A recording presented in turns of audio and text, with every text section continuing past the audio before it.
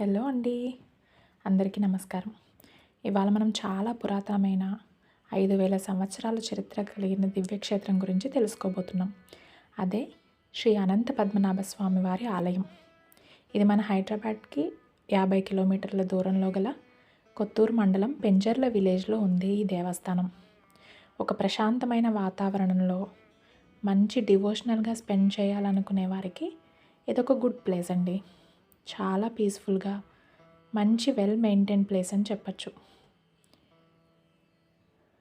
ఇక్కడికి public transportation కొంచెం కష్టమే. ప్రైవేట్ ఆర్ పర్సనల్ వెహికల్ ఉంటే బెటర్. పార్కింగ్ ఏరియా అది చాలా బాగుంది. ప్రతిరోజు ఉదయం 6 గంటల నుండి మధ్యాహ్నం 1 గంట వరకు, తిరిగి మధ్యాహ్నం 3 నుండి సాయంత్రం 7 గంటల వరకు స్వామివారికి దర్శన వేళలు, పూజా సేవలు జరుగుతూ ఉంటాయి. అలాగే ప్రతి శనివారం కూడా అన్నప్రసాదాలు కూడా పెడుతుంటారట.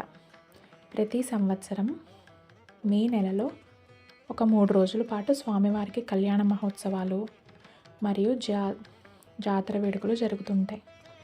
మీరు చూస్తున్నారు కదా ఎంత పీస్ఫుల్గా ఉందో. చాలా విశాలంగా ఉంది. మంచి ప్రశాంతమైన వాతావరణం.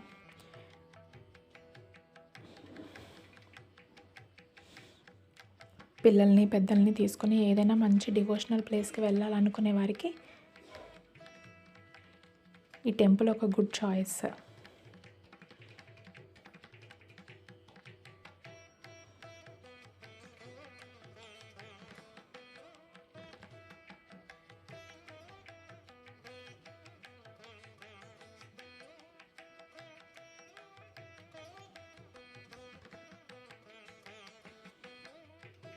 చుట్టూరా మంచి గ్రీనరీతో ఎంతో ఆహ్లాదకరమైన వాతావరణంతో ఉంది. కాకపోతే ఇక్కడ జనసంచారం చాలా తక్కువ.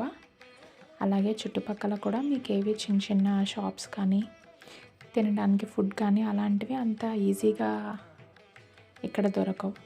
సో పిల్లలతో వెళ్ళేటప్పుడు మనం ఫుడ్ ప్రిపేర్ చేసుకుని తీసుకెళ్ళడం చాలా బెటర్.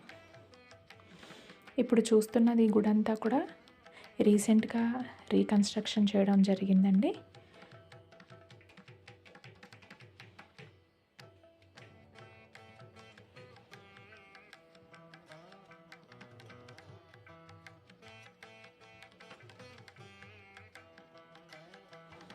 యాక్చువల్లీ మేము వెళ్ళేటప్పటికి గుడి క్లోజ్ చేస్తారు. అందుకని స్వామివారిని అప్పటికి దర్శించుకోలేకపోయాము. కొద్దిసేపు వెయిట్ చేయాల్సి వచ్చింది మాకైతే. ఇదంతా కొత్త గుడి. యాక్చువల్గా ఈ గుడికి పక్కన లెఫ్ట్ సైడ్లో అసలు మూల విరాట్ స్వయంభూగా వెలసిన గుడి అండి ఇప్పుడు చూపిస్తున్నది. ఈ గుడి చరిత్రకి గురించి చెప్పాలంటే పూర్వం 5000 సంవత్సరాల క్రితం స్వామివారు ఒక బాలుని రూపంలో ఒక ఆవుల కాపరి దగ్గరికి వచ్చి తనకి చాలా ఆకలిగా ఉందని పాలు కావాలని అడిగారట. అప్పుడు ఆ గోవుల కాపరి స్వామివారికి పాలు తాగించాడట.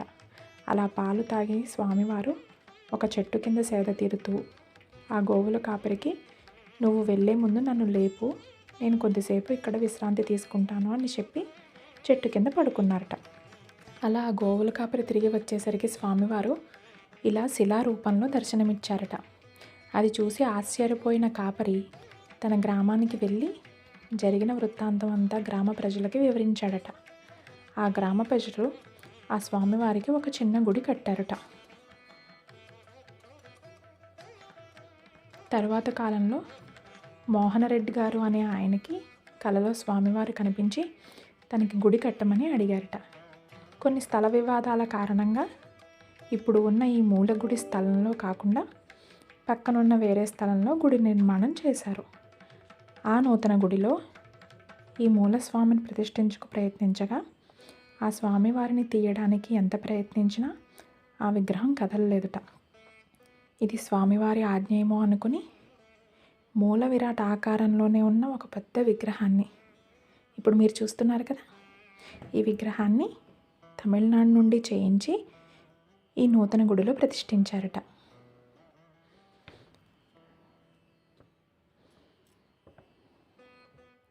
అది కాలక్రమేణా కొన్ని రోజులకు శిథిలమైపోయింది. ఆ తర్వాత అనితారెడ్డి గారు అని ఆవిడ ఈ ఆలయ దర్శనానికి వచ్చి శిథిలమైపోయిన ఆలయాన్ని చూసి దాన్ని మరల పునఃనిర్మాణం ఆలోచనతో 2016లో ఇప్పుడు మనం చూస్తున్న ఈ గుడి నిర్మాణానికి సహాయం చేయడం జరిగింది. ఈ స్వామివారితో పాటు పక్కనే మనం లక్ష్మీదేవిని, అలాగే ఎడమ పక్కన గోదాదేవిని కూడా దర్శించుకోవచ్చు. స్వామివారికి ఎదురుగా ఆంజనేయ స్వామివారు కూడా దర్శనమిస్తారు.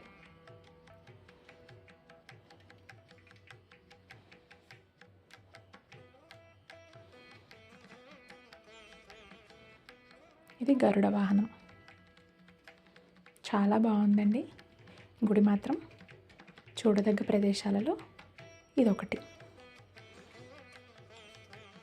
ఈ వీడియో నచ్చినట్టయితే లైక్ చేయండి, షేర్ చేయండి, అలాగే మా ఛానల్ని సబ్స్క్రైబ్ చేసుకోండి.